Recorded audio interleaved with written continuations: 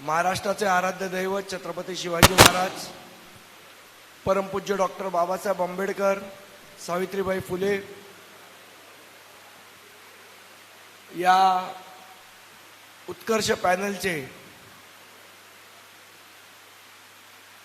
सर्व श्री सुहास सामंत साहेब, आमचे सन्माननीय नेते बाळा नांदगावकर साहेब, रंजनजी, तसंच व्यासपीठावर उपस्थित असलेले सर्व मान्यवर आणि पहिल्या रांगेत बसलेले उत्कर्ष पॅनलचे सर्व विजयी उमेदवार,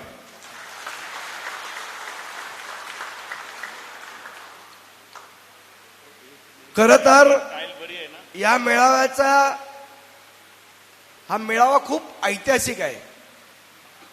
कदाचित भविष्यात काय होणार आहे याची नांदी आणि सुरुवात या मेळाव्यातनं होते की काय,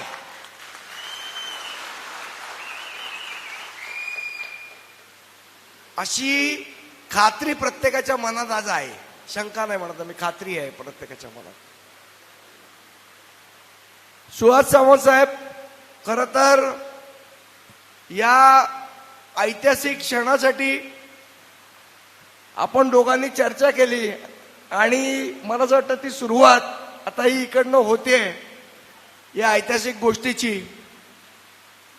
आणि ज्या पद्धतीने प्रचाराचा झंझावात चालू झाला आणि तो जोरात चालू झाला, भाजप प्रणित काही लाडावलेले लोक होते, त्या लाडांच्या पोटात गोळा उडला, लाडवलेल्या लोकांच्या पोटात गोळा उठला. आणि नांदगावकर साहेब ज्या पतपेढीने इतके वर्ष उत्कृष्ट काम केलं, त्यांना नोटिसा पाठवायला सुरुवात केली. ही भारतीय जनता पक्षाची अगदी ठेवणीतली पद्धत आहे. पण त्यांना हे माहीत नाही की महाराष्ट्र नवनिर्माण सेनेचा महाराष्ट्र सैनिक आणि सन्माननीय बाळासाहेबांचा शिवसैनिक हा केसेस आणि जेलला कधीही घाबरत नाही.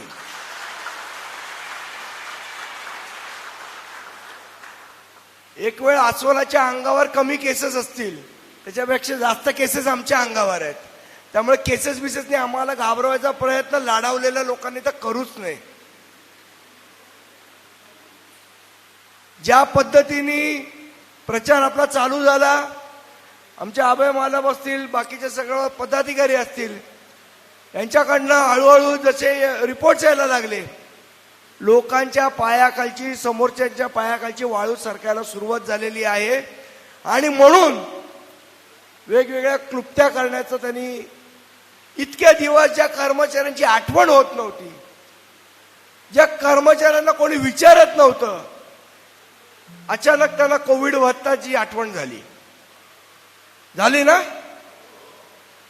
अजूनही आमच्या कर्मचाऱ्यांना तुम्ही मॅच्युरिटीचे पैसे देत नाही. जो रिटायर झालेला आमचा कर्मचारी आहे त्याला अजूनही त्याची थकबाकी मिळत नाही. आणि कोविड भत्ता अचानक.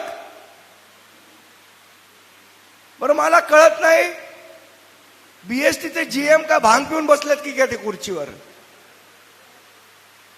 ज्या वेळेला निवडणूक आहे, आचारसंहिता लागलेली आहे, अशा काळामध्ये अशा गोष्टींना तुम्ही खतपाणी घालूच कसं शकता? हा कुठला कायदा आहे? म्हणजे निवडणूक आचारसंहिता तुम्ही पूर्ण वेळ धाब्यावर बसवणार आहात का?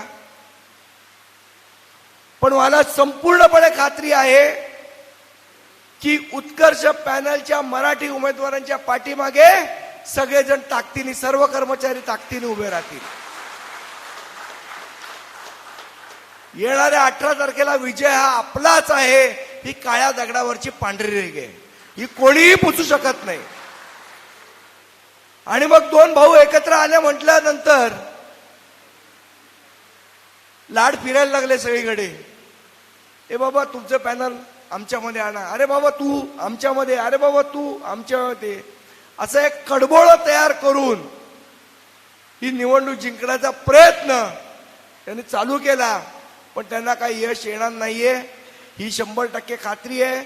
ज्या पद्धतीने कर्मचारी वर्ग येतोय, आपल्याला सांगतोय, आपल्या पाठी उभे राहतोय, जो प्रतिसाद आपल्याला देतोय, त्यावरनं 100% खात्री आहे की येणाऱ्या 18 तारखेला विजय आपलाच आहे. पण मित्रांनो, म्हणून गाफील राहू नका. आपल्याला पुढचे 18 तारखेपर्यंत मेहनत करायची आहे. एक जीवानी, एक निष्ठेनी, एक दिलानी काम करायचंय. मग आपल्या बीएसटीच्या ज्या वसाहती असतील, काल परवाच आपला नवी मुंबईला मेळावा झाला, अतिशय उत्कृष्ट पद्धतीने मेळावा झाला, अतिशय चांगला प्रतिसाद त्याला मिळाला. अशा पद्धतीने आपल्या ठिकठिकाणी मेळावे झाले. आज हा शिरोडकर हायस्कूलचा मेळावा आहे. लोक आपणहून आपल्याकडे येत आहेत. आपल्याला कुठले स्नेहभोजन ठेवायची गरज नाही. लोक स्वतःहून आपल्याकडे येतात. त्यांना स्नेहभोजन ठेवावं लागतं लोकांना जमा करायला. आणि त्याच्यात पण कर्मचारी किती येतात हाही मोठा प्रश्नच आहे. आत्ताच उमेशजींनी ज्या पद्धतीने माहिती दिली, एक मित्रांनो तुम्हाला सांगतो की ज्यांनी काम केलेलं असतं त्याला तर लिहून आणावं लागत नाही. मी बघत होतो उमेशजी जेव्हा पतपेढीचं काम सांगत होते, काय काय काम केलं, त्यांच्याकडे लिहिलेलं काही नव्हतं, सगळं तोंडपाठ होतं. कारण ते प्रत्यक्षात खऱ्या पद्धतीने केलेलं काम आहे.